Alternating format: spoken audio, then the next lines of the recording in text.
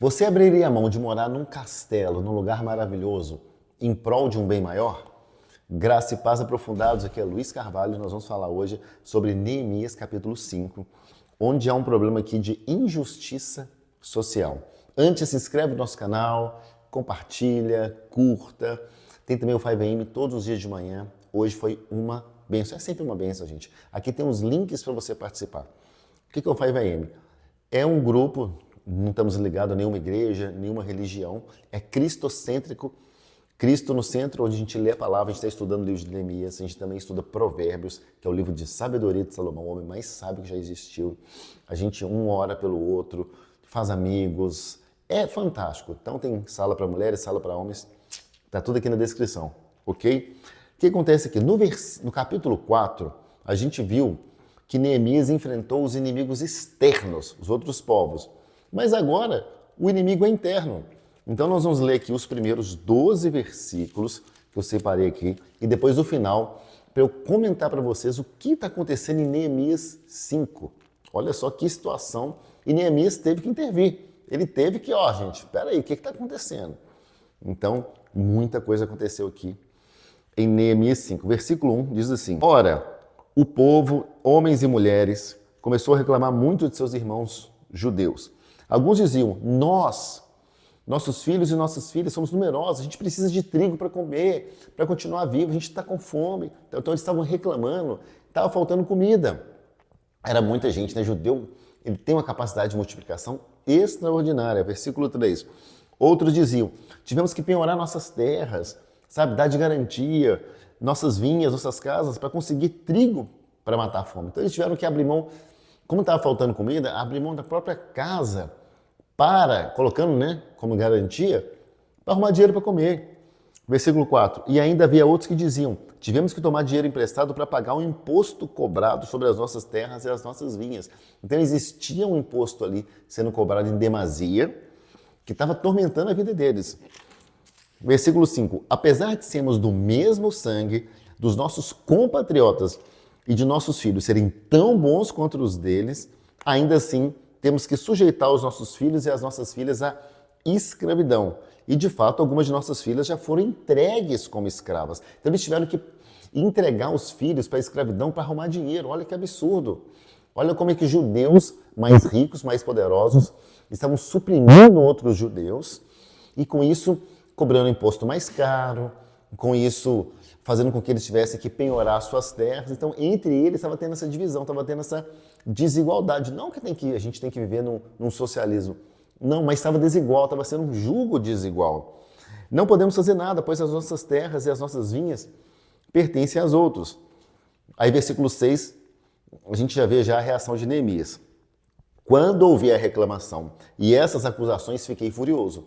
Então ele se indignou. Neemias, assim como no capítulo 1, ele teve a capacidade de gerar empatia quando ele ficou sabendo dos muros e orou e conversou com o rei, que era o superior dele, a quem ele servia como copeiro. Agora ele teve também a capacidade de ficar furioso. E aí no versículo 7 mostra a sabedoria dele. Fiz uma avaliação de tudo, ou seja, ele pegou as informações, certamente ele checou. Será que é verdade? Deixa eu ver, porque ele fala assim, fiz uma avaliação de tudo. Porque muitas vezes nós erramos quando a gente escuta uma informação e já julga. Por isso que num julgamento tem os dois lados. Tem um lado da acusação, tem um lado da defesa, tem as testemunhas, tem um juiz, para que seja, como o nome já diz, justo. Eu sei que no Brasil essa palavra justiça aí já caiu por terra, não existe mais justiça no país, né? Ela foi muito deturpada, infelizmente. Mas a justiça é essa. Você faz uma avaliação de tudo, então ele fez, avaliou, ponderou, conversou com outras pessoas, com certeza. Ele disse aqui, depois, e então repreendi os nobres. Ou seja, então realmente, quando ele avaliou, ele viu que realmente era aquilo que estava acontecendo. Repreendi os nobres e oficiais, dizendo-lhes: vocês estão cobrando juros dos seus compatriotas. Fala, gente, o que é isso? Forçando os caras a pagar juros acima da média. Por isso convoquei uma grande reunião contra eles. Então ele agiu. Ele agiu mais uma vez. Avaliou e falou: vem cá, gente, vamos conversar. Versículo 8. E disse: na medida do possível, nós compramos de volta nossos irmãos judeus que haviam sido vendidos aos outros povos. Ou seja, as pessoas tinham vendido os judeus para arrumar dinheiro e eles já estavam recomprando esses judeus. Agora vocês estão até vendendo seus irmãos. Assim eles terão que ser vendidos a nós de novo. Ou seja, foram vendidos como escravos e aí Neemias conseguiu comprar de volta e aí eles se endividam de novo por causa da cobrança e eles estavam tendo que vender de novo as pessoas para arrumar dinheiro, como escravos, né? Eram, ali, seres humanos na época eram como mercadorias. Eles ficaram em silêncio, pois não tinham resposta, ficaram sem argumento. Então, quando você tem bons argumentos, quando você pondera e tem sabedoria, a pessoa com que você fala, se ela está errada realmente, ela não tem o que falar. Então, ele não foi grosseiro, Neemias, mas ele foi firme, ele se posicionou. Versículo 9, por isso prosseguir. O que vocês estão fazendo não está certo. Vocês devem andar no temor do nosso Deus, para evitar a zombaria dos outros povos, os nossos inimigos. Então aqui ele arrasou na sabedoria, é o temor. É o temor de Deus que evita com que a gente peque, com que a gente seja injusto, com que a gente faça coisas que Deus não aprovaria. Então eu oro para você, para a sua vida, para que você haja no temor de Deus, para que a sua vida seja pautada no temor de Deus. Eu sei porque eu fiz essa oração para mim hoje. Falei, Senhor, que aumente o meu temor. É uma oração que eu procuro fazer sempre. Quanto mais temor a gente tem, menos pecado, menos vida problemática. Versículo 10. Eu, os meus irmãos e os meus homens de confiança também estamos emprestando dinheiro e trigo ao povo, mas vamos acabar com a cobrança de juros. O próprio Neemias, como governador ali, estava tirando do próprio bolso. Devolveu imediatamente suas terras, suas vinhas, suas oliveiras, suas casas e também os juros que cobraram dele. A 100ª parte do dinheiro, do trigo, do vinho e do azeite. Então aqui ele deu uma ordem específica, vocês vão fazer isso, isso e isso. E eles responderam, ok, nós devolveremos tudo que você citou e não exigiremos mais nada deles, vamos fazer o que você está pedindo. Então como Neemias era um homem reto, correto, e eles viram justiça e ponderação naquilo que ele estava falando, eles nem se opuseram. Então convoquei os sacerdotes e o fiz declarar sob o juramento que cumpririam a promessa feita. Então, ó, quando você faz algo com sabedoria, quando você ora antes, quando você tem justiça, as pessoas te seguem. Então, esse é o estilo de liderança que agrada a Deus e que dá resultado. Vocês viram aqui, resultado. Então, Neemias cumpriu vários princípios: escutar, avaliar, temor de Deus, orar. E aí a gente vai no versículo 17, diz assim: além do mais, 150 homens entre judeus do povo e seus oficiais comiam à minha mesa, como também pessoas das nações vizinhas que vinham visitar-nos. Todos os dias eram preparados à minha custa, um boi, 6 das melhores ovelhas e aves, e a cada 10 dias eu recebia uma grande remessa de vinhos de todos os tipos. Então isso aqui mostra generosidade, democracia da parte de Neemias. Ele era um governador, então em vez de ficar isolado, não. Ele estava sempre ali com o povo, cheirando as ovelhas, cheirando aqui as pessoas, pegando informação das pessoas de fora, fazendo network. Eram 150 homens entre judeus do povo e os oficiais.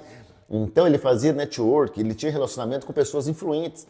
Então, quando você tem relacionamento, as pessoas não cancelam o relacionamento. Não, isso é um princípio para nós. Nós temos que andar, nos reunir, nos relacionar, edificar várias pessoas cada vez mais, tanto os oficiais quanto pessoas estratégicas. Porque aí quando você vai tomar uma decisão, você tem um apoio. Você não está isolado.